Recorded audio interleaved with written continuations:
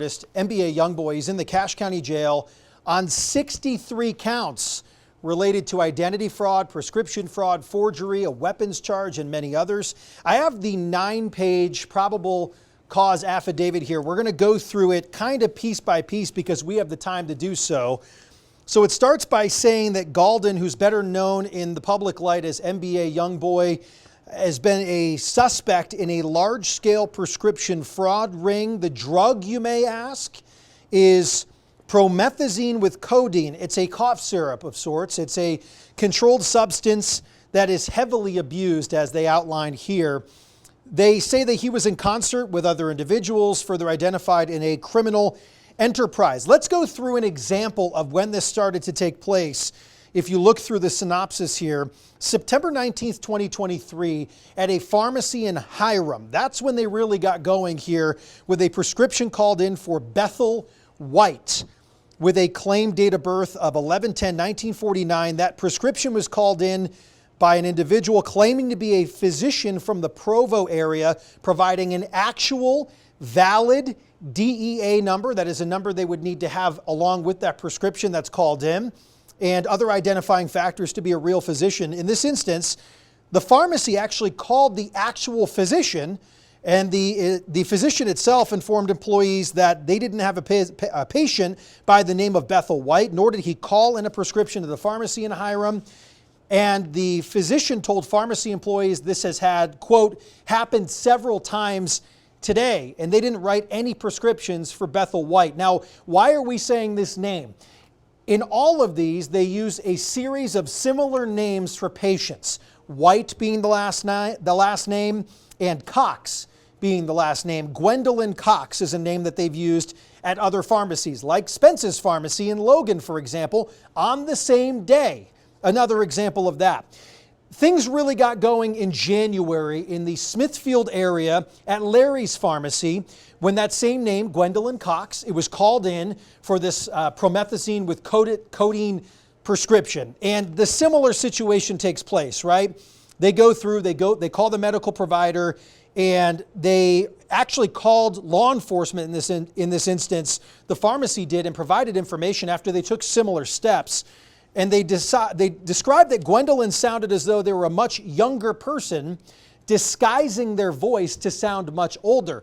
That is also what happened when Gwendolyn Cox called police back, claiming to be that person, disguising their voice. All part of this large prescription drug fraud ring. So there's a couple more instances of this taking place. Police actually outline in here that it's very clear that a fake voice was being used in the conversation that they had with this individual. And another instance at Larry's Pharmacy in Smithfield, another instance involving NBA YoungBoy. If you've ever seen any of his music videos, he's got cars in it, firearms, drugs, all sorts of things. One of the vehicles in those videos is his vehicle, registered, a Chevy Tahoe that was used by other people to go to one of these pharmacies on at least one instance and pick up the prescription. So when police came to one of these locations, they not only stopped the two people, arrested them, seized the vehicle, it was in impound, but even in the report, it's connected to say that vehicle is the same vehicle with a couple markings on it that you can see in those music videos. In one of those instances, when they pulled over the people driving that vehicle, there was marijuana in the vehicle as well, and an empty handgun case for a .45, so a firearm. And as we go through these charges here, they outline a couple different things about the instances of the pharmacies. And these were not just Cache County pharmacies. Listed here, Midland Pharmacy in Roy, Utah, a Costco pharmacy in Riverton. There was a Tremont in here. There's North Logan, Cottonwood Heights, Lehigh, Midvale, Farmington. You name it, there are places here that were called for these prescriptions to be called in as part of this large-scale ring. As we go through this here, you can look deeper into the actual affidavit and find a couple of interesting pieces. I want to read this portion for you because it's important to note that Kentrell Gaulden is residing in Weber County. They write it up here as a large multi-million-dollar home described as a mansion. He is there on a house arrest sort of scenario with an ankle monitor by federal probation, and this is for a federal trial that's outstanding here. So these are part of federal pretrial services as part of the house arrest. So what is interesting about that, when we mentioned the people that went to go pick up these prescriptions, those same people were also listed on Gaulden's log of known visitors kept by his probation officer. So those people that went to go pick them up also were frequent visitors at his property in Weber County. I am paraphrasing this very, very long probable cause affidavit that, quite frankly, I haven't seen anything as detailed as such. A lot of this information you would find in something like a search warrant. So let's get to that. Yesterday, Tuesday, he was arrested at his residence in Weber County, taken to the Cache County Jail. While there were other people at the home. They had a search warrant that was signed days prior. They went in and searched the property. I'm going to read this verbatim to you. During the search of the residence, law enforcement found a prescription bottle in Kentrell Gaulden's bathroom inside of the master bedroom, identifying as his. The prescription bottle was for Carolyn White. Notice the last name. We told you about Bethel White being the person they called in that first prescription to, which is one of the known fraudulent names, with a corresponding prescribing doctor who had confirmed the fraud. Also noted, they found a handgun there that Gaulden had admitted to possessing in the master bedroom just days prior. He was already obviously on a house arrest for a federal trial, so that's a big no-no in this situation.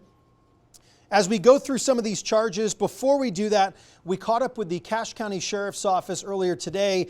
And what's interesting about this, there's so much interest in a case such as this because of the publicity, because NBA YoungBoy gets millions and millions of views on his videos on YouTube, also plays on Spotify.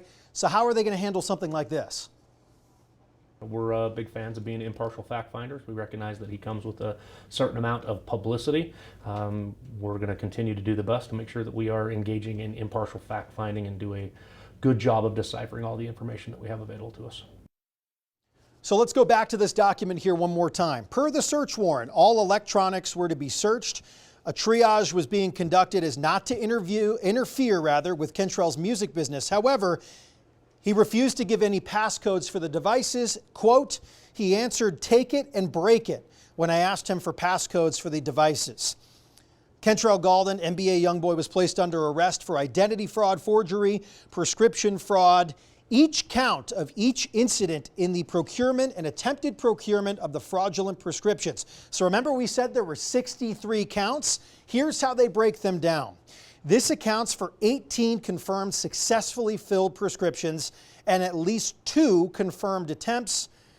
At one point, January 24th, there was a conference call between Gaulden and an officer who was investigating this.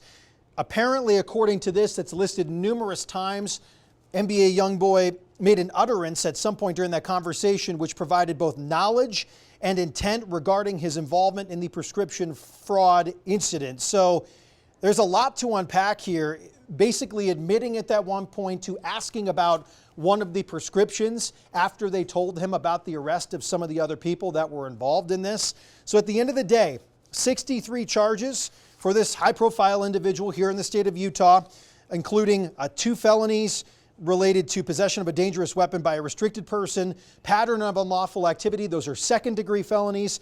The 20 counts of identity fraud, which is a third-degree felony here in Utah. Misdemeanor accounts of attempting to basically procure drugs or prescriptions. Again, those are 20 counts for that misdemeanor. 20 counts of forgery, that is also a third-degree felony here in the state of Utah. And they tacked on possession of a controlled substance of marijuana, which is a misdemeanor here in the Beehive State. Again, there's a lot in this document, and right now we have a lot more